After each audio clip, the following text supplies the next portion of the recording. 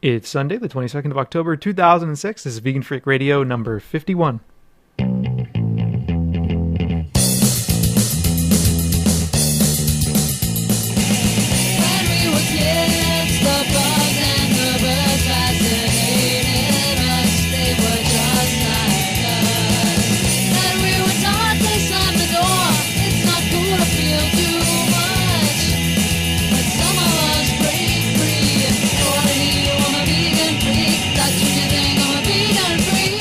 Vegan Freaks, it's Jenna. And Bob. And we're coming at you again with another episode of Vegan Freak Radio. Yes, and this one should be, the entire thing is basically going to be an interview. Basically, I turned Southern there for a second. I don't know what happened. It's like AI. Basically, it's like spelled B-A-I. I think I was going to start to say something else, and then I changed my mind. Yeah. Well, okay. The whole week will, in fact, be an interview. The next two shows are both going to be full interview shows. We're taking a somewhat more serious turn with Vegan Freak Radio. Not that we're never serious. We are serious on occasion, but we do have our serious moments, indeed. We do, but we have recently had the opportunity to talk to Lee Hall and the work that Hall does with Friends of Animals and Hall's newest book, which is called Capers in the Churchyard. So we sat down and had a very long conversation today with Lee, and we're going to play that conversation for you in a moment. Next week, though, the show will also be probably an hour and a half long, also a straight interview, this time with Gary Francione, who is professor of law at Rutgers University and author of innumerable books, articles, and other things that deal with issues of abolition and animal rights. And Gary Francione's work has really influenced the way in which I think about animal rights and the way in which I think about abolitionism. And we're very much looking forward to having him on the show next week. This week, though, we've got Lee Hall on the show. Lee Hall wrote Capers in the Churchyard. Lee Hall works with Friends of Animals. Lee Hall is a lawyer. What else? Yeah, and does a lot of writing for Friends of Animals publications, right, and their website and everything. And I think it's a really interesting interview. We talk a lot about different issues and aspects of the movement, and I think that'll come up next week as well in our interview with Gary Francione. What should the movement look like? What does being vegan mean? Mm-hmm. What does abolition mean? And these are important conversations. And this also a question of conversing about these kinds of things comes up in the interview this week. Yeah, and I think it's really important for the movement to talk about what is the movement. I think so too. And this week, our interview with Lee, we go into so many different topics. And, I really enjoy talking with Lee because although I don't agree 100% with what Lee says on a lot of issues, we had a very interesting conversation that worked off of some of that, back and forth a little bit. I enjoyed that, actually. So we talk about the movement. We talk about welfareism, or what Hall would call husbandry. We just talk about a whole variety of things. Yeah, so why don't we just let the interview roll? Yeah, so the interview is about an hour and 10 minutes long. We'll let the interview roll. We'll be back right at the end of that interview to close out the show. And sit back, put on your thinking cap, pay attention, and call us with comments at 267-295-1944 or email us at podcast@veganfreak.com. We would love to hear your comments and thoughts on the interview. And be in touch, because we do like to get audience feedback, and we should be having bigger conversations about these things, so no reason we couldn't include all of you out there as well. Indeed. So here's our interview with Lee Hall, who is a lawyer and animal advocate and associated with Friends of Animals. Enjoy. Okay, we're here with Lee Hall, and Lee Hall is a lawyer, teacher, and advocate with 2 decades of volunteer and independent experience before becoming a legal director for Friends of Animals and writing the column Movement Watch, which tracks trends in animal activism. Lee Hall's work also appears in Legal Times, Dissident Voice, and the Encyclopedia of Activism and Social Justice. And it is our great pleasure to have Lee Hall on the show. Lee also has recently written a book called Capers in the Churchyard, Animal Rights Advocacy in the Age of Terror, and we're going to talk about this book and a whole bunch of other things today on the show. Welcome to the show, Lee. Hi, thank you, Bob. And I guess to begin with, it would be interesting to kind of hear your basic ideas that you bring forward in Capers in the Churchyard. Well, as I was writing the book, actually this came out of a discussion that we had some time ago with Southern Poverty Law Center. I think you'll probably remember that the Southern Poverty Law Center got very concerned about animal activists, and particularly the idea that animal activists may be, in some cases, some groups, may be acting like hate groups. And the way the Southern Poverty Law Center wrote up this idea really concerned us, because we thought, well, they're writing about a specific sector of thought, but not really going into talking about, how the people feel about what they've done. And mainly it appears to be that they're saying, well, what the FBI is saying makes sense. And, that animal advocates were interested only in, misanthropic behavior and so forth. So we entered a debate with the Southern Poverty Law Center, and it turned out to be very interesting. They arrived at a conference. Mark Potok of the Southern Poverty Law Center decided to join us at a conference we had last July. This would be 2005, July. And it was really extraordinary, and I think, preparing for that experience was part of preparing for the book. And I had always been interested in the critique of welfare in the movement. And, of course, Gary Francione has written quite a bit on this. And at one point we taught together, along with Anna Charlton. And so, my background in critiques with the animal movement had to do with looking at welfare and looking at the way activism is co-opted through these concessions with businesses. And I've written about that. But when I started looking at militancy, of course, one of the things that we wanted to make clear was that animal advocates are a really diverse group of people. We don't all think alike. Some of us, it's dangerous when we're all painted with the same brush, I think, because we're such a diverse community, and to the point, I think, where we need to think about this and talk about this and perhaps unify around a certain group of principles. But when I was looking at the militants in the movement, the militancy in the movement, I sensed a pattern that oftentimes the campaigns that were particularly militant are the ones that would be most likely, say, to be critiqued by the general population and lose their support, also happen to be surrounding welfare ideas. So that I hadn't really thought about before.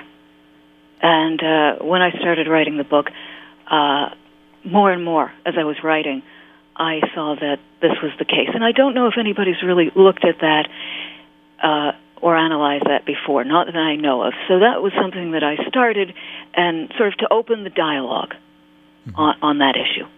So when you say militant groups or militant actions, what do you mean?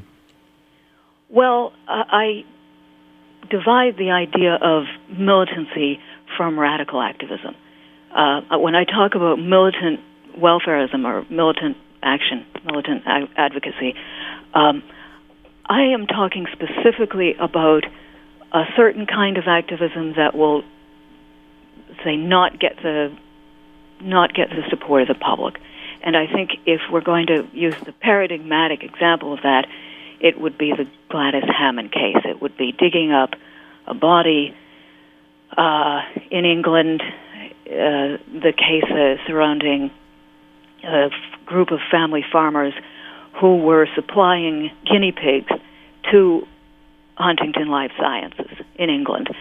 And for a while, their village came under a campaign by what I would call militant activists. And they weren't all militant activists. Many of them were nonviolent activists that I believe were radical, but not engaged in systematic tactics of intimidation. Some were. A certain subgroup were. And there's no question but that some people in animal advocacy do believe that it is through intimidation that success can be achieved. And it not simply that, there's a variety of tactics that need to be used, but that intimidation is the tactic to use, and I've talked with such people. In any case, eventually, after not stopping the guinea pig breeding operation, as you know, they dug up a body of somebody who had died, who was related. One of the owners of the farm had a mother-in-law who died several years ago and was buried in this gorgeous country churchyard. And the point was apparently to break up the family's consensus on what to do here until they really emotionally broke down and decided to shut the guinea pig farm down. They did. After many moons, the family did shut the guinea pig operation down. Now, this was hailed as a great victory by some. However, I think that a vegan perspective on this would see it quite differently, because what happened at that family farm is that they merely shifted their profit-making enterprise from the guinea pig farming back to the dairy farming, which they had originally done. And I saw almost no notice of this. And that's one of the things I bring up in the book, that the educational idea was missed there. I mean, certainly when the people shut down the operation to breed the guinea pigs, they didn't have an animal rights perspective at that point. They were simply, their family was emotionally exhausted, and they decided, after many months of arguing, well, no, we can't give in to blackmail, and another segment of the family saying, but we want our mother's remains back. Finally, they said, yes, we'll stop it. And what happened was all over the country and beyond, because these were in international web broadcast papers, you saw the sight of the clergy kneeling in front of the grave and begging the activists to please do something good, show some care, show some compassion, show some concern, and please bring the remains of Gladys Hammond back. As you know, yes, go I'm ahead. sorry. I was just going to ask, I do want to return to the whole idea of the ways in which you think some of this activism enforces welfarist mentalities and some of your critiques of welfarism. But I guess I just want to ask about the whole point that you used to kind of define the book. Isn't it, one could say that you're using a really extreme example to kind of paint a whole segment of the animal rights movement in a negative light. How would you respond to that kind of criticism? Well, yes, that's true. I do bring up an extreme example. However, it is an example around which, there's been quite a lot of support for it, written through the media by, I don't know if all the supportive, I've seen it compared to the activism of Nelson Mandela, for example, in the British papers. There is support. There is definitely support for that kind of activity, more so in Britain than here. But part of this is because people don't know about that particular piece of activism here. However, the government, they know. They know, and they see this as an international campaign. They see this as part of the campaign against Huntington Life Sciences. So it's interesting to see the way the government and the public looks at this campaign, not just how activists look at this campaign. I think that's very important. They will pick out the extremes. So I think we need to look at the extremes and find out what they're about, and whether we think that, some of these things have to be done by some. If they're done by the extremists, and yes, they are extreme examples, then that makes the less extreme look good. And the argument is that, there are people out there doing extremists, and that's why the more moderate people succeed. Now, I personally don't believe I am moderate, and I work with a group, Friends of Animals, which I consider radical, and that's why I joined the group. However, the argument is, if you don't agree with it, it's pushing you forward, because it's only the threat of people like that get people to listen to us at all, and that get press. I want to return to some of these issues, but before we do, I want to make sure that all of our listeners have a pretty clear idea of the argument that you're making in the book. And I think this is one of the more intriguing or interesting parts of the book when I read it, was that essentially you're arguing that first, I would like maybe for you to talk about some of the issues that you see with welfarist activism, but secondly, this is kind of a surprising argument in your book, right? That really what tend to be thought of as the most militant or radical aspects of the movement are actually working from kind of a welfarist philosophy. Can you explain that? Well, I think let's use Stop Huntington Animal Cruelty on that one, because I know that's one you want to look at. The idea that's usually heard about Huntington is that they've punched puppies, and that they violated the Animal Welfare Act and the counterpart of the Animal Welfare Act in Britain. And, they have done that, and they've been fined for it. And at one point, part of their operation was shut down for a short time. And then they had to reform what they were doing so that it was more in line with what the general public thinks is humane. And the idea about, the punching of the puppies, that's an iconic part of this campaign at this point. And so, I would question, well, is this designed to draw on people's sympathies, being puppies? Nobody likes it when puppies are punched. So they're not picking out all of the animals here, including the rodents. They're specifically picking out generally, these animals who are more charismatic to most people, and the idea that there's this extreme abuse. And so then the question becomes, what is the argument that the activists are putting forth? And it's very hard to tell, and I have read loads on this campaign, and very rarely do I find a hint of a truly well laid out abolitionist argument. Indeed, normally I find things that are very confusing, communications to the public that show anger, but do not deal with the abolitionist idea. So I don't know how much has been learned from this campaign. Well, isn't one of the arguments, though, that the campaign itself, or any kinds of action like this, increase the costs of doing this kind of business? I mean, I think that's the argument that I've heard from the Shack, is that, if we make it difficult to do this kind of work, fewer and fewer people want to do it. If we raise the costs, if we come out and speak for the voiceless, it will create a situation in which doing this the costs are just way too high. Yeah, I understand that argument. I'm concerned also that we're raising the costs for activism, for activists, the activist community.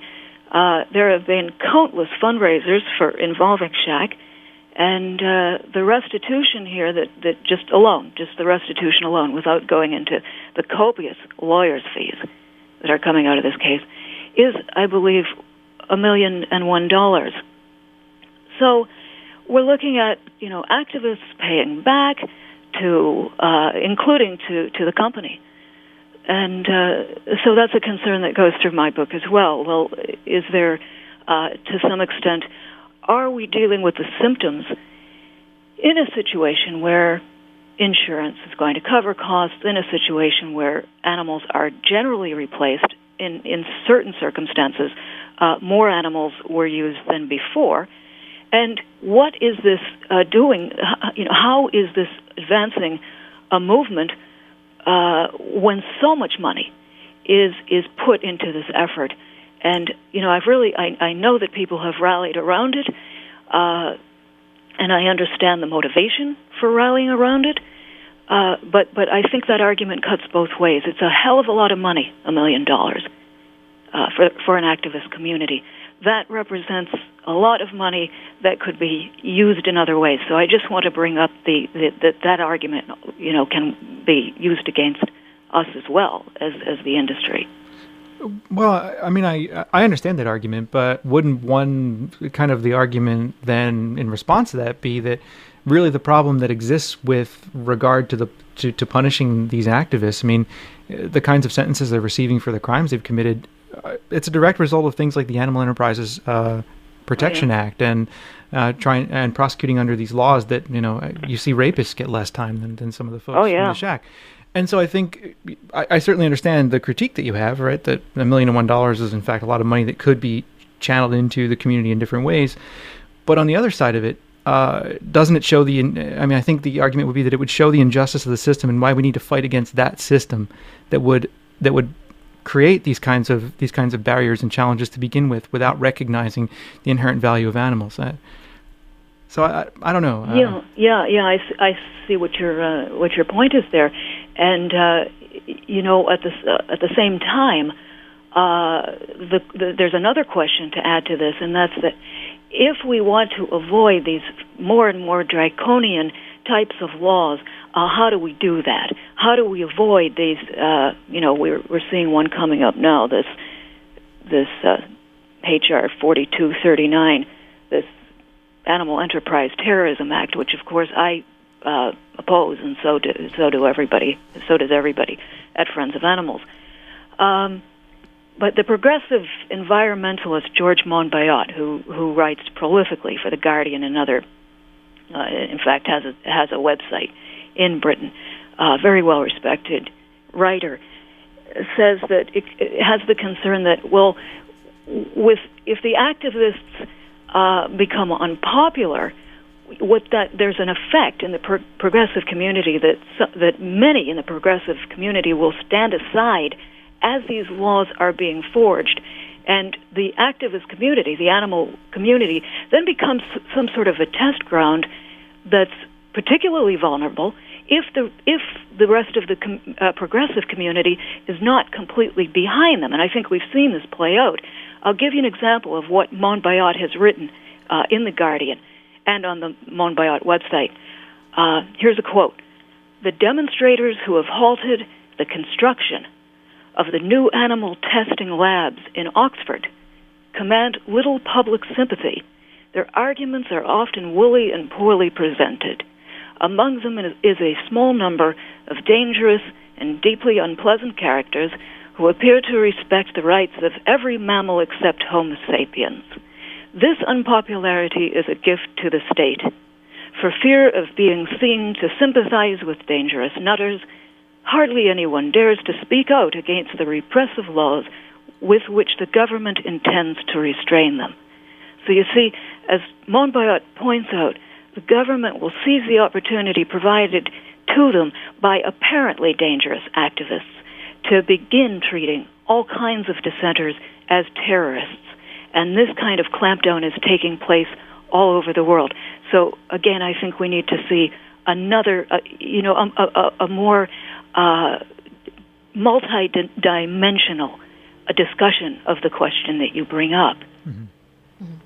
Well, going back to the other side, then you see the welfarist arguments that sort of represent then, the turn, then let's work with the corporations to change things. And how do you see the welfarist side as being just as dangerous? Well, I think, and this is what the book has led me, writing the book, of course, it is an educational experience. I'm sure you know that, being writers yourselves. As you write, the book talks to you as you talk to the pages. And one of the conclusions that I've drawn from the book is I strongly believe now that industry has found two ways to co-opt the animal and environmental movements. And the first way, and I knew this before, and John Stauber has written about it quite a bit, and now I see James Levesque is bringing that out in the Satya magazine. They co-opt activism through concessions, through agreeing, and that's what you're bringing up here. I also think now that they co-opt activism, or they control activism by suggesting to the general public that activists could be dangerous. And we've seen the Wise Youth Movement, Ron Arnold, who was affiliated with the Wise Youth Movement and associated with it for many years. I've written about this now for Action Line, our magazine. And Ron Arnold is the person who coined the term eco-terrorist. Now it's all over the place. How did this person manage to do this? There's a great little book, very simple, and a quick read. It's called Divine Destruction: Wise Use, Dominion Theology, and the Making of American Environmental Policy. And it's by Stephanie Hendricks, and it's published by Melville Manifestos. I cited this several times in my recent writing about Ron Arnold for our magazine. And one of the things that Hendricks points out is that the wise use movement used to be associated with right-wing violence to a certain extent. There were people attracted to the anti-green movement who were prepared to use violence or espouse violence, and to some extent Ron Arnold's rhetoric was terribly provocative. And then came along Oklahoma City. This was 1995, and of course the Murrah Federal Building was bombed, and a horrible outcome of, I think, 168 people died, many people injured, and after that, the government clamped down, and we've seen, what we're seeing right now dates back really to 1996. This phase of anti-terrorism law, and in 1996 there was anti-terrorism law passed. It particularly hit hard against non-citizens because they were the very first people suspected in this case. Not for long, but that didn't keep the legislation from pinpointing non-citizens as particularly vulnerable.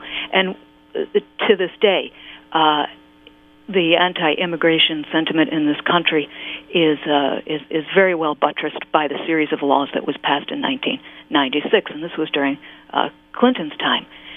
So what Hendricks points out is that immediately after this all happened, the mood of the whole national mood was sensed by Ron Arnold, who then decided to tone down the rhetoric of wanting to kill the environmental movement and kill the bastards and those kinds of phrases. Ron Arnold started saying, well, I just want to destroy the environmental movement. In other words, not people, just the movement. So somehow that was supposed to be more professional. And the people who were following around with the Wise Use movement learned that they were to become professional and to have a great deal of influence, and they have done. All the little consumer groups that we see that are very much against environmental movements and against nutritional movements, organic movements, they are promoting GMOs and so forth, and they're against animal advocates. These little front groups, and I guess probably the one that everybody knows best is Center for Consumer Freedom. All these little groups now are taking center stage, and they have the ear of legislators, and they have now turned the tables, and they are telling folks, the public, the legislators, that it's the Greens who are dangerous and not themselves. And they've become remarkably successful at this. So you have, my concern on this point is that, when you have a John Lewis who goes in and says, there is nothing else going on in this country that is racking up the high number of violent crimes and terrorist actions, telling James Inhofe, who invited the FBI to speak to the lawmakers. And that same type of point that Lewis is trying to promote, that animal advocates are dangerous, that environmental activists are dangerous, then Jerry Vlasic echoes, coming in saying that there would be a morally justifiable solution, unquote, if deadly force were used against scientists who use non-human animals. So you see how that reinforces what John Lewis has just said. So the whole approach that you're taking essentially is that you think as an entire movement we need to sit down and rethink how we do it. Maybe we have to have a central message or a central set of messages, a central kind of theoretical framework or paradigm from which we all work that would then drive really a more rational, coherent movement that wouldn't work into the hands of those that want to co-opt the movement itself. Well, I'm suggesting that people think about this. Yes, I realize that there are going to be people who have different ideas, and will continue to disagree with that, both on the welfare point of view and also because and I should say, I shouldn't call it welfare. I don't call it welfare. In the book, I call it husbandry. And at the meeting, the Sacha meeting on the 12th, I heard Farmer Brown stand up and say, farmer activist Brown stand up and say, let's not call it welfare, let's call it husbandry. That's the correct term for it. And already the animal agribusiness knows all about welfare. They don't need any help from any activist community. They teach it in the agricultural schools. So let's call it what it is, husbandry. So I'm concerned and opposed to the husbandry movement, and I'm also critiquing the militancy. And I realize that not everybody will agree with that, but yes, I think that these kinds of things have to be talked about. And if there is a mesh between these two what I believe are disempowering strains in the movement, and I think we have to look at that. I think we have to analyze that, see where we're going. Absolutely. In fact, another thing that I've noticed in the what you're calling extreme militancy is the idea that we have to be vegetarians or vegans. Now, that assumes that not all vegetarians are vegans in the way they're using the word vegetarian. So, in other words, one can eat dairy products, one can eat eggs, and so forth. So here are folks who are, if they espouse the principles which some of the most militant groups have laid out, the guidelines that the militants have laid out, then they're not doing direct action on their own refrigerator at this point. They haven't even got to some basic questions about a long-term vision for the movement, and yet people are going out and suggesting that we use force against property and possibly, in some cases, force against vivisectors. So let me just clarify that last point, or try to get some clarity there. Are you saying that some folks who are promoting this kind of direct action or militant action are actually not promoting veganism, or not asking people to be vegan? That's right. Huh. In fact, the guidelines for the ALF, and you'll hear this attributed to Robin Webb as well, and I talk about it in the book as well. The people who are discussing the guidelines for the ALF typically say that the rule starts this way. To be involved with an ALF action, you must be vegetarian or vegan, and then it moves on from there. So this is discussed in depth in the book if people would like to refer to it. But I've seen it commonly, the idea that the militant activists must start out being vegetarian or vegan. This is actually quite common. And I have talked with people who have said, yes, folks that I know who are doing direct action, and of course we could go back to the term direct action, but people who use it in the common sense, direct action, against corporations, against chicken sheds or whatever. Yes, there are folks there who are not vegan. I've heard this commonly throughout the years. I've been in the animal advocacy movement for over 20 years. But on the flip side of it too, there are also a lot of people who are not even vegetarians that are involved in the kind of, I guess what you would call the kind of husbandry movement, or humane for a long time within Humane Society and other kinds of organizations.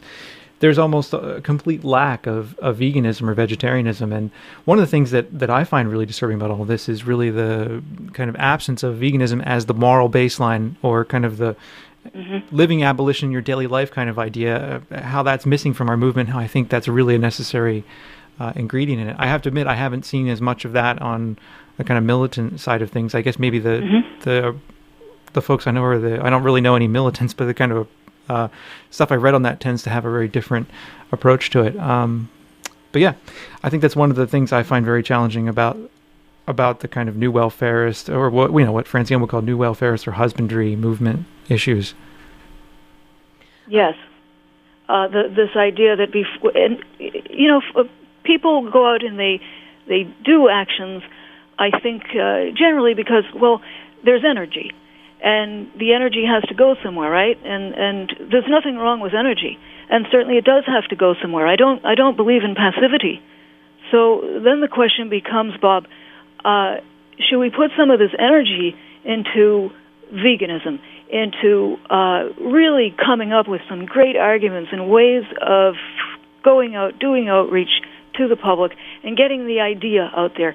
And, sometimes people say, well, you can only reach, one person at a time. What kind of an incremental step are you talking about? Because I always say, well, vegan education is an incremental step, because everybody who goes vegan, as you, Bob, I think have pointed out, participates in a revolution in their own life. So this is a great way of incremental activism.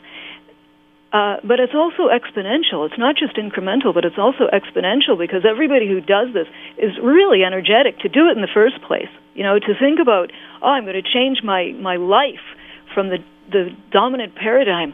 I'm going to live in the sort of world I'm going to create right now is going to be, well, animal rights exist. That's how I'm going to live. That vis-a-vis me, animals have rights, because I opt out of exploitation. I think that's a very energetic statement. And people who feel that way, I think, can't help. Most people who feel that way, who do it for ethical reasons, can't help being role models, can't help being people who talk to other people in a really energetic way. Most advocates do. Yeah, I agree. I see it as extremely contagious. Let's talk a little bit more about that. How do you see, or what does an abolitionist or activism look like to you? What does activism look like? Well, I would say vegan festivals are excellent. We don't have a lot of those, We have vegetarian festivals with the broad definition of vegetarianism, which I think we should talk about that too in the movement.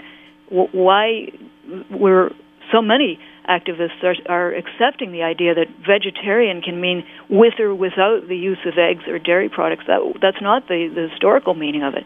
And that's just been in the last, say, 30 years or so. I think that mostly it's come into bylaws and so forth of various vegetarian societies. So one idea that I think is great motivation is going around talking to vegetarian activists about veganism, having festivals, having great big parties, bringing all sorts of people who, for all sorts of reasons, have vegan food. I'll give you an example of the London Vegan Festival, which I think is quite interesting. There are people from all sorts of movements. They're not necessarily just from the animal movement, and yet everybody talks together, so they see how all these ideas connect. So there'll be people from even the religious movements.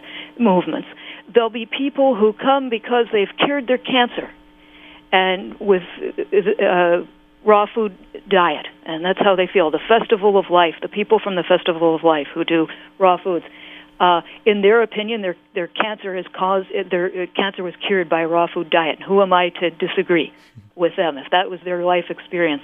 And they are making this wonderful food and sharing it with everybody. So there's music, and there are speakers, and there's dancing, and that sort of thing. And I think those are the kinds of things we would enjoy doing more. I even think theater. I mean, I saw this fantastic show called Playhouse Creatures recently, and I thought, what a great piece of vegan activism or animal rights activism that would be, because it was talking about when the first women took the stage, because for a long time only male actors could be on the stage, and here is the moment when the very first female actors, because some member of the royalty decided that they were waiting too long for men to put on makeup or shave. And they said, let's just have the women get on stage.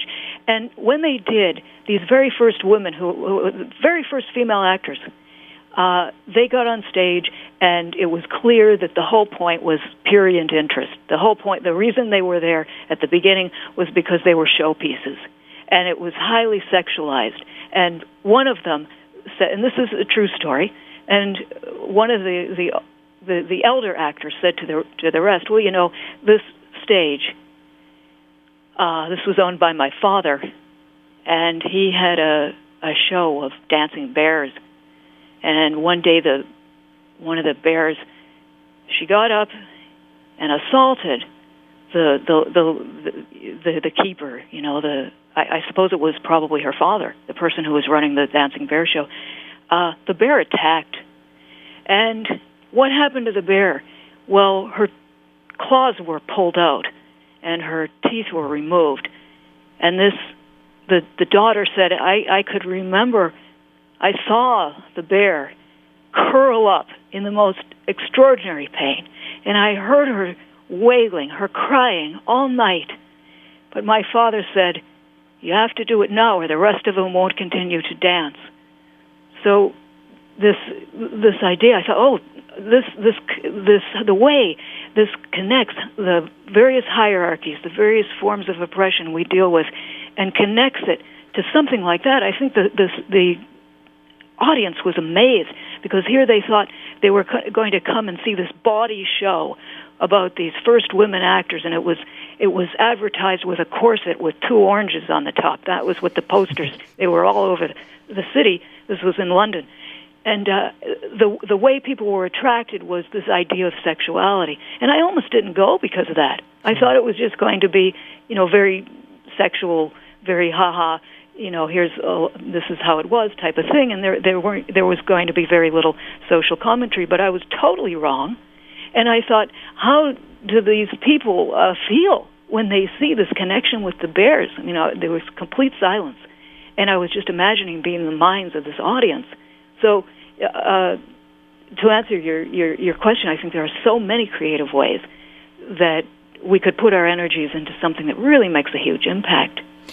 What you were just talking about actually raises a point for me. When I was reading your book, you have a very powerful critique of hierarchy and domination in the book, and what you just brought up, touches into the question of shared oppressions. And I was wondering if maybe you could discuss some of your thoughts on kind of how some activism tends to reify what you see as problematic hierarchy and domination, and how we need to go about kind of breaking some of that down within the movement. Yes, well, I don't go into, as you know, any kind of detailed economic analysis, or really any kind of detailed class analysis or anything like that. I basically stick to the most broad brush on that, and just to get the idea across that people, it's a short book, by the way, and the chapters are very short, and once I got past 12 or 13 pages on any chapter, my first rule was I wasn't going to go past 10. But as it turned out, I believe the longest chapter in there is about 15 pages. And when I got beyond that point, I just cut things off. So when I read the book, I have in mind all these other ideas that I had put in there and just cut off, because that was my rule. The chapters were going to be short. I was just going to bring some ideas and let people think from there, and let the arguments move on from there. Mm-hmm. But one thing I did want to bring up is this idea that as activists, the importance of not replicating the same sort of dynamic of domination that I hope, that we've come to question. And certainly the vegan movement, founded in 1944, certainly that was very important, that idea that the animals, the other animals of the world, were not to be exploited, they were not to be dominated. Donald Watson's idea of war against the animals, I find it's very, very interesting. This war, this idea that there's the other, and that we make war on the other so that we can control the other, we can dominate the other. And I would hate to see this reflected we all grow up in a hierarchical society where domination and often violence is seen as the solution when something's really, really, really important. And I think it's hard for us to step back and question that and say, well, there may be ways of doing things that as we do them, in other words, the means to our end, could reflect the sort of end we want to see, and that's an egalitarian end. And I think that's a lot to bring up to people, and myself.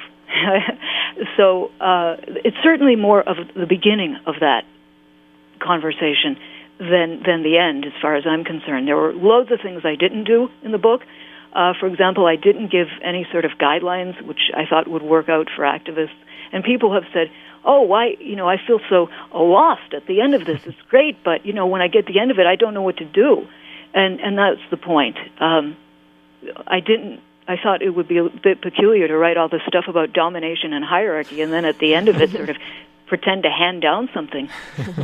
Well, actually, that makes a lot of sense, too, because I don't think any single person can actually decide to use kind of a shorthand, what the revolution should look like. Sure. I think we all need to decide as a group or as groups of people. Sure. And the other thing I think is at the end of it, I wanted people to, and this has happened, I wanted people to sort of have a confused pause. Mm-hmm. Like, where do we go from here?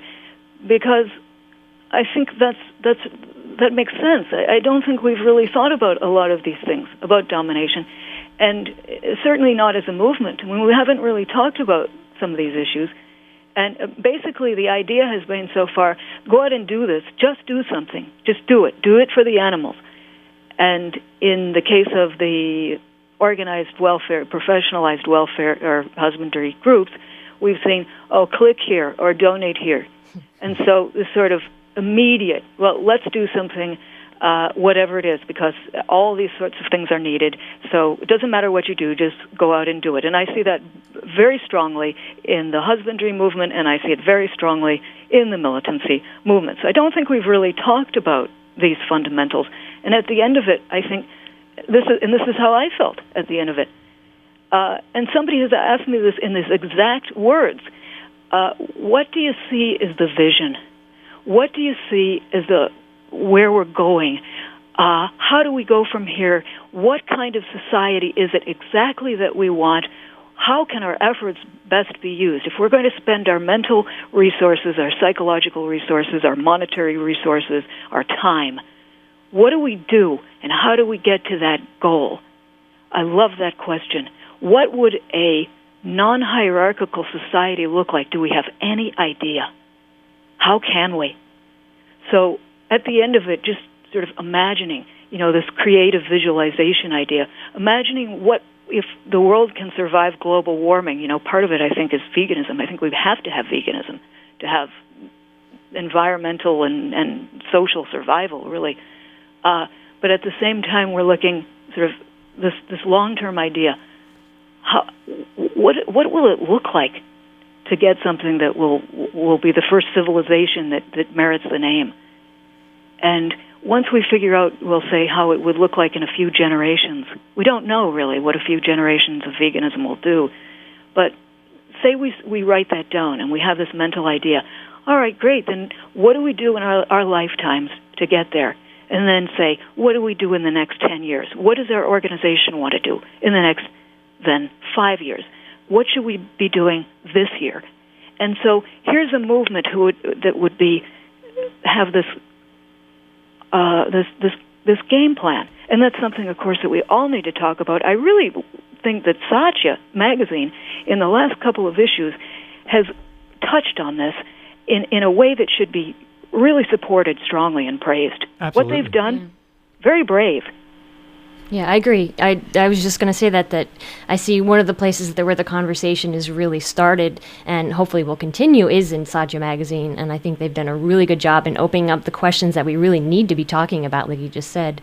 And they recently had a forum, humane meat discussion. Could you tell us a little bit about some of the issues that came up in that discussion? Yes, I can. I was there.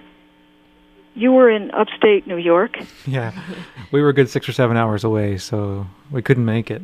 And I know you were invited because you've been wonderful participants in the Satya magazine on this very discussion. Thanks. Well, what happened is, and of course this is my perspective, my limited perspective, but this is what I saw. We started off, Kat Klein gave a nice introduction, and so did the person who directs. There were a few people from the yoga studio. It was a great way to do this because the yoga studio has a calming sort of atmosphere. We really needed that. There was a nice herbal tea. And they talked a little bit about there's sort of this idea, this meditation idea at the beginning, very brief, but it was a great idea because I think we did get through it. There were some heated moments. I'll acknowledge that myself, I had a few heated moments, and I try not to, because normally I think you're familiar with Dr. Michael Clapper and some of the talks that Dr. Clapper has given. One of the things that Michael Clapper pointed out is this feeling of veganism in your everyday life, in your everyday interactions, is sort of modeling a peace movement. So, in other words, if somebody ahead of you isn't moving fast enough, you don't necessarily have to honk. You'll get there. There's room enough in the world for both of us.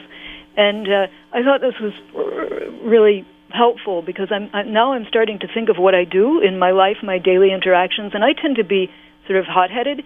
So the idea of, okay, be calm, listen to everybody. Everybody has everybody should be respected, and try to sort of go through the meeting without getting perturbed. And I'm becoming better and better at that every day. But I have to tell you, there were some moments in this meeting where, for example, John Mackey was described as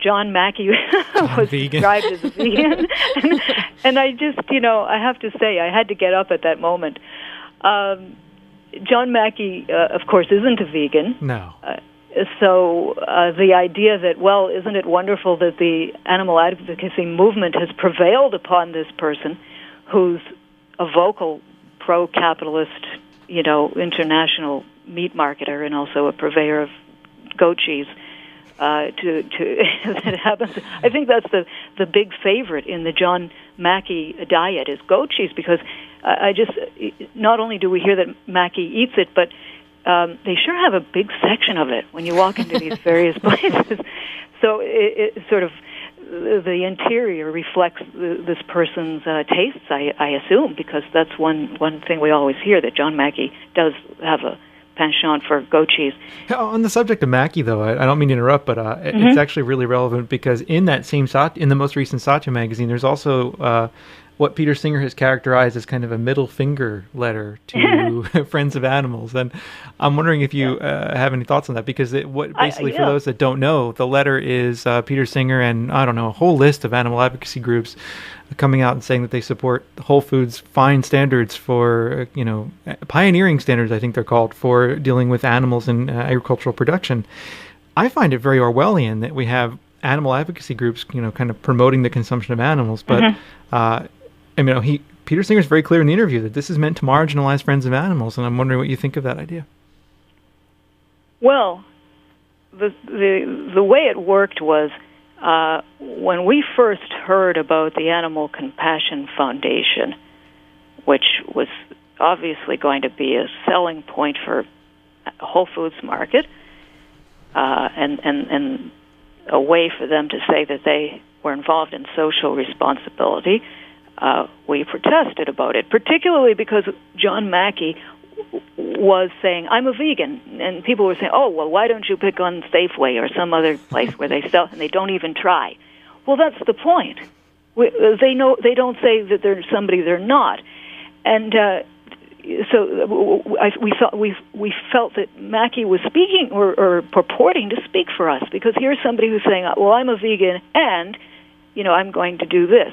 Well, they hired an expert in agribusiness, Anne Malot, to direct this foundation, and immediately Whole Foods stock hit a record high. We're talking about the next day.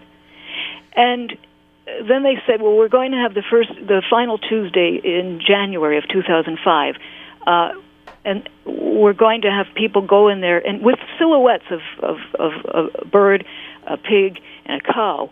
So it was oriented to the meat idea, what they call humane meat. And the idea was go in and support Whole Foods Market, and we'll put money into this foundation. And then what are we going to do with the money? We're going to open a library where we'll have information about how to handle animals humanely for agribusiness. Well, at that point, when we heard about this day, we decided we were going to distribute information at 5 Whole Foods locations and ask shoppers to reconsider the idea of funding a concept that would promote research on animals and agribusiness, and that would promote this unveiling of yet another line of animal products. And Priscilla Farrell, who's the president of Friends of Animals, wrote to CEO John Mackey. Mackey had said, what matters most is the quality of life we and farm animals have when they're alive. And Priscilla Farrell wrote back, no, John. What matters most here is that we have the ability to decide whether to keep bringing other animals into existence simply to be sold as food, while using up land and water resources that could be left to animals who could really have full and free lives. So at that point, now you see there's not everybody's in line here with the idea of this compassion. Now they wanted to say, the grocers wanted to say that everybody was. In fact, that animal rights people were behind, were supporting this, and we said no. So at that point, there was a letter generated by a group called Animal Rights International. The head of this is Peter Singer, and the letter was signed by Peter Singer. It was co-signed by 17 animal protection groups, and the name of the letter was Animal Rights Groups Express Support for Animal Compassion Foundation.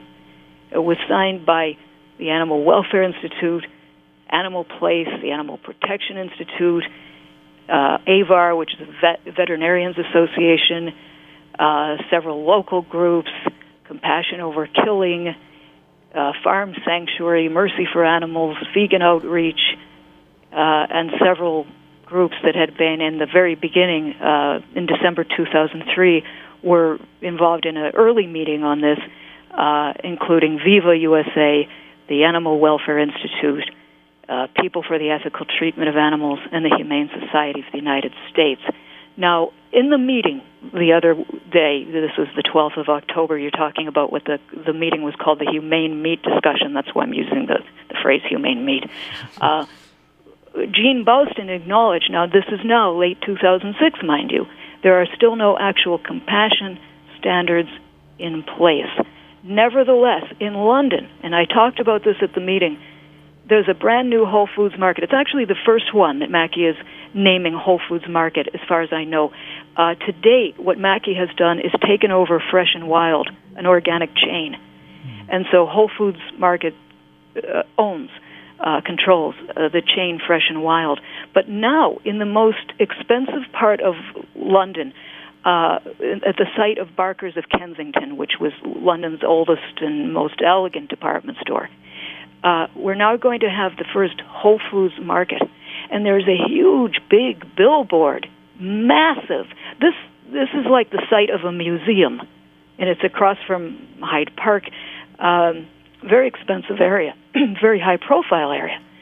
And this huge billboard touts their social responsibility, and of course part of that is their Global 5% Day, and they make that obvious. So this is a way that they're signaling the shopping community of London that you come here and you'll have this great social responsibility and you can buy whatever it is. And of course part of that is the idea of humane meat. They didn't have that before at Fresh and Wild. They have that now. The way the Guardian Observer wrote when about Mackey's appearance in England, they wrote, "Sausages made from humanely treated animals." Now, the irony here is that Fresh and Wild has a fantastic line of vegan sausages, and they're not selling them at Whole Foods Market in North America. And they're absolutely the best I've ever tried. I hope they come here, and we certainly don't want to in any way diminish their chances with getting in with Whole Foods Market, because I know that Whole Foods Market controls the organic and the vegetarian distribution to a great extent, and they're going to make a decision about this product. But anyway, it's called Redwood Whole Foods Company, and they make the best vegan sausages if you're into that sort of thing. And they make Cheesely. You got it. Oh, you know about it. Oh, yeah. God, it's fantastic. So what Gene Bouston said at this meeting was, well, nobody was promoting, endorsing humane meat. Now you heard what the letter said. You heard what the letter was the headline of it, and it used the word support. And James Levesque of Tribe of Heart got up and read from the letter itself. By the way, it's in Sacha magazine. And the letter that's signed by Singer and co-signed by 17 groups says, it starts out like this: Dear John, the undersigned animal welfare, animal protection, and animal rights organizations would like to express their appreciation and support for the pioneering initiative being taken by Whole Foods Market in setting farm animal compassionate standards. Now, Levesque then asked, could anyone get up, please, and argue that this was anything other than an endorsement? There was silence in the room for about a minute.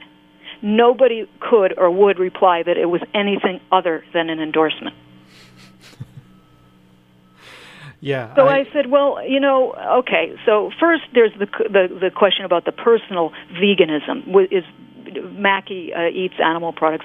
But then there's this idea, as a significant international marketer of animal secretions and flesh, how can Mackey possibly claim to be striving to opt out of animal agribusiness, which is what a vegan does?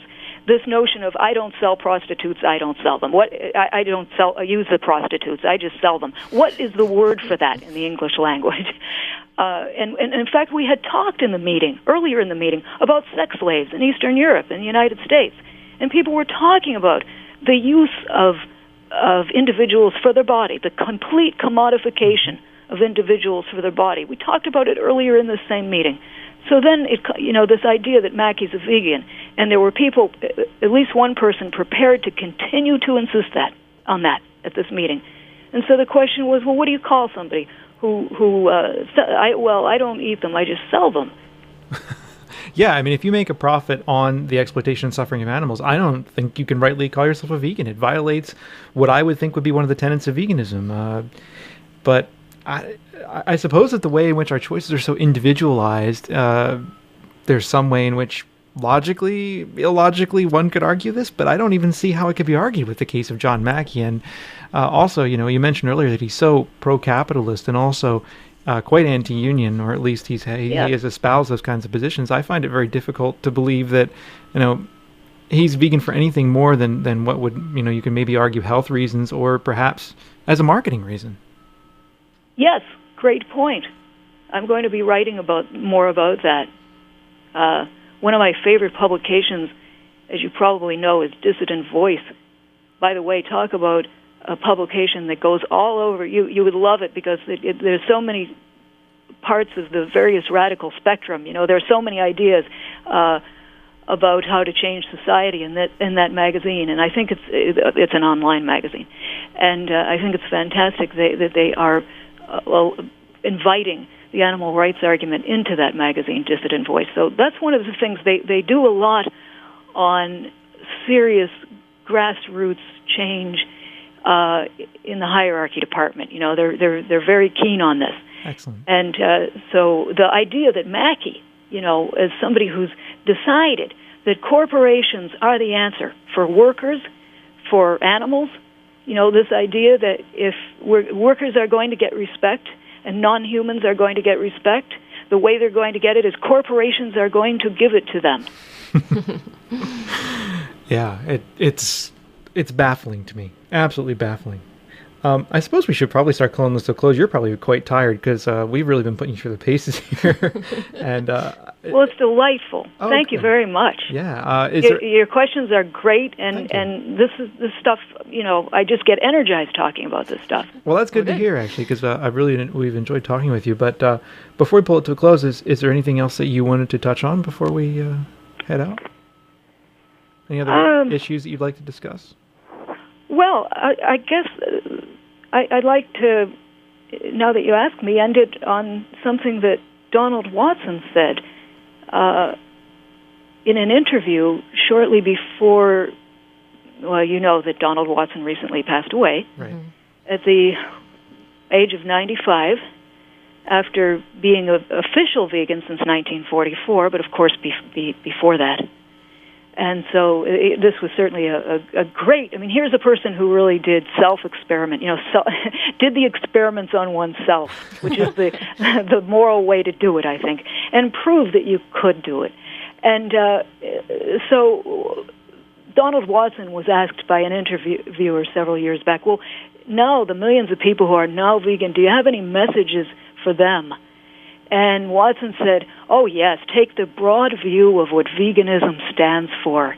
It's the new recipe for a substitute for scrambled eggs. Yes, it's a new recipe for cake. But it's so much more. Take the broad view of what it stands for. And Donald Watson had talked so much about conscientious objection, being both a conscientious objector to the war at the time, and that was about as rough as you can do it. I mean, if you're going to, in 1944, be a conscientious objector, you really mean business. Yeah. And, here's a person who said, the idea, the way to change the world is to opt out of this idea that some can be used for the purpose of others. And Watson was very clear. It's the family farm is no better. The idea that other animals were put on this earth to have their days numbered by their usefulness to humanity, that's just not right, Donald Watson said. It was the family farm and the experiences on the family farm that caused Donald Watson to see it this way. So this idea of take the broad view. Obviously, Watson saw veganism as more than a diet, but as a whole way of changing social change, an entire social movement. I think that's fantastic that we have somebody like that to look to. Absolutely. That's a wonderful note to end on. It is indeed. So, thank you, Jenna. Thank you, Bob. One quick thing here. If people want to find your book, they can get it on Amazon. And where else can it be found? Can I say this? Avoid Amazon. Don't tell Amazon I said that, okay? Well, no, they're corporate. But the reason I'm saying that is if you want to support the movement, I'd suggest that buy it through a small local bookshop. You can write to me at Lee Hall at friendsofanimals.org to know where to order it. The other way of doing it is that we just went on a book tour. We have a cookbook. We have a vegan cookbook as well. So Priscilla Farrell and I just went on a book tour, bringing this all together with the theme of veganism as direct action. And we talked about both the cookbook and the book Capers in the Churchyard. And all these little bookshops, they treat you so marvelously, and they give back to the community economically. So I'd urge people to go to their little bookshops, ask for it there, and get it there. And as I said, I can give examples of somebody who writes. But also, you can buy it through Friends of Animals. We have a store there. And it may be a little bit more money than you can usually get it on Amazon, but at least, you're supporting the movement by doing it. I don't get any proceeds. There are no royalties in this. And you also can have a free membership if you would like to go with the book. It's part of getting the book, because the book is part of a movement. Excellent. Thank you so much for being on the show. We will make sure to post links to everything in the show notes, so any of our listeners don't have to be scribbling things down. They can just run to our show notes and check it out. And we'd like to encourage everyone to read your book, because it is a very provocative book. So, Lee, thank you so much. Thanks so much. That was our interview with Lee Hall. We want to thank Lee once again for speaking with us. Absolutely. And I also like to thank Noah, who works with Friends of Animals, for helping get us all in touch and sort everything out. Because I know he listens to the show. Oh, wonderful. I think he does anyway, because I say things on the show and sometimes I get little emails or something. So, well, anyway, even if he doesn't, I want to thank him anyhow. It doesn't like he has to listen to the show in order for me to thank him. So, of course. If someone doesn't listen to the show and you thank them, are they still thanked? I think so. Okay, good. So anyway, that interesting things going on there. Like we said at the beginning of the show, if you have any comments, podcast@veganfreak.com. You can call our voicemail line at 267-295-1944. Or you can send audio comments to bob@rjtorres.net. You can send up to 100 megabytes there if your email will let you send that much. Most won't. Is that the right address? Yes, it is. Oh. It's a different... Okay. You think I don't know what I'm talking about? No, never mind. Or you can participate in discussions on our forums. Yep. If you're a member on our forums. Yep. And there are a lot of ways to get in touch, so let's continue the conversation. Yeah, so next week, Gary Francione, be ready, do your homework. I would like you to read Introduction to Animal Rights, Your Child or the Dog, and also, actually, I think everyone should read Rain Without Thunder. Yes. I really think everyone should read that book. And it's just an essential book to read, because it deals with the problems of our movement today and why we don't really even have a cogent movement. And interestingly enough, written 10 years ago. sadly. Yes. So on that note, we'll talk to you next week. All right, bye.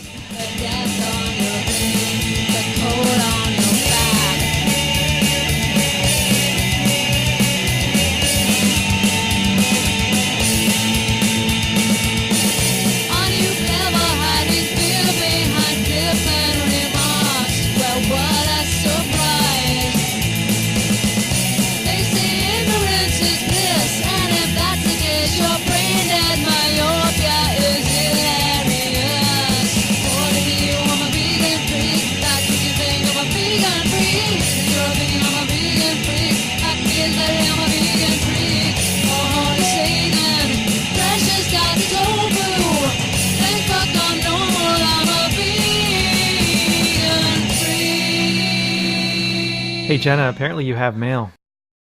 Discussion that we had some time ago with Southern Poverty Law Center. I think you'll probably remember that the Southern Poverty Law Center got very concerned about animal activists, and particularly the idea that animal activists may be, in some cases, some groups, may be acting like hate groups.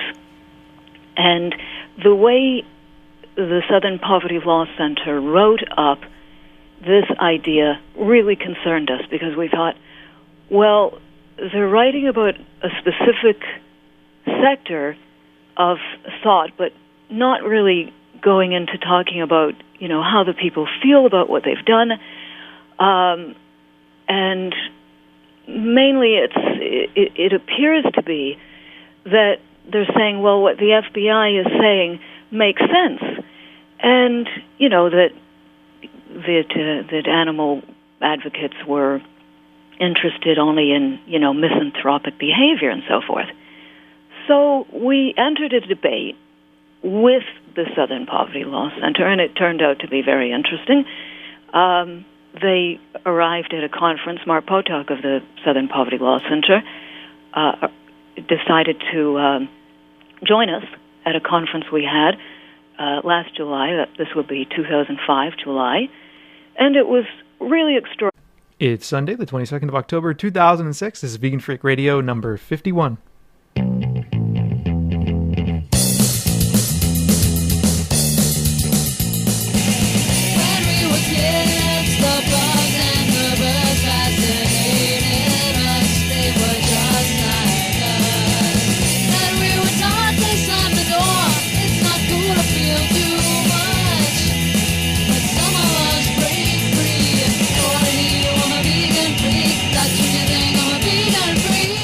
Vegan Freaks, it's Jenna. And Bob. And we're coming at you again with another episode of Vegan Freak Radio. Yes, and this one should be, the entire thing is basically going to be an interview. Basically, I turned Southern there for a second. I don't know what happened. It's like AI. Basically, it's like spelled B-A-I. I think I was going to start to say something else, and then I changed my mind. Yeah. Well, the whole week will, in fact, be an interview. The next two shows are both going to be full interview shows. We're taking a somewhat more serious turn with Vegan Freak Radio. Not that we're never serious. We are serious on occasion, but we do have our serious moments, indeed. We do, but we have recently had the opportunity to talk to Lee Hall and the work that Hall does with Friends of Animals and Hall's newest book, which is called Capers in the Churchyard. So we sat down and had a very long conversation today with Lee, and we're going to play that conversation for you in a moment. Next week, though, the show will also be probably an hour and a half long, also a straight interview, this time with Gary Francione, who is professor of law at Rutgers University and author of innumerable books, articles, and other things that deal with issues of abolition and animal rights. And Gary Francione's work has really influenced the way in which I think about animal rights and the way in which I think about abolitionism. And we're very much looking forward to having him on the show next week. This week, though, we've got Lee Hall on the show. Lee Hall wrote Capers in the Churchyard. Lee Hall works with Friends of Animals. Lee Hall is a lawyer. What else?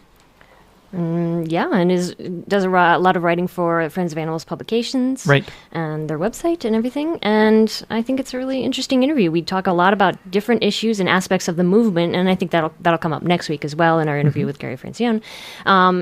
What should the movement look like? What does being vegan mean? What does abolition mean? And these are important conversations. And this also a question of conversing about these kinds of things comes up in the interview this week. Yeah. And I think it's really important for the movement to talk about what is the movement.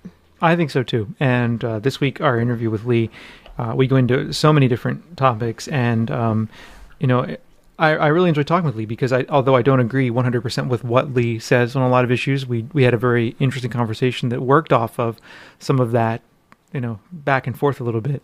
I enjoyed that actually. So we talk about the movement. We talk about welfarism or what Hall would call husbandry.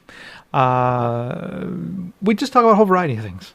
Yeah, so why don't we just let the interview roll? Yeah, so the interview is about an hour and 10 minutes long. We'll let the interview roll. We'll be back right at the end of that interview to close out the show.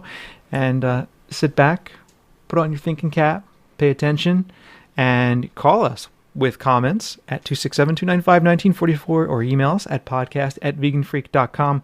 We would love to hear your comments and thoughts on the interview. And be in touch because we do like to get audience feedback, and we should be having bigger conversations about these things. So no reason we couldn't include all of you out there as well. Indeed. So here's our interview with Lee Hall, who is a lawyer and animal advocate and associated with Friends of Animals. Enjoy.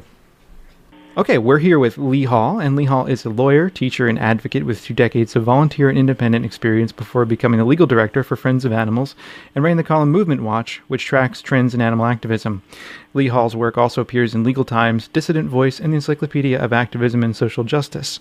And it is our great pleasure to have Lee Hall on the show. Lee also has recently written a book called Capers in the Churchyard, Animal Rights Advocacy in the Age of Terror, and we're going to talk about this book and a whole bunch of other things today on the show. Welcome to the show, Lee. Hi, thank you, Bob. And I guess to begin with, it would be interesting to kind of hear your basic ideas that you bring forward in Capers in the Churchyard. Well, as I was writing the book, actually this came out of a disordinary, and I think, preparing for that experience was part of preparing for the book. And I had always been interested in the critique of welfare in the movement. And, of course, Gary Francione has written quite a bit on this.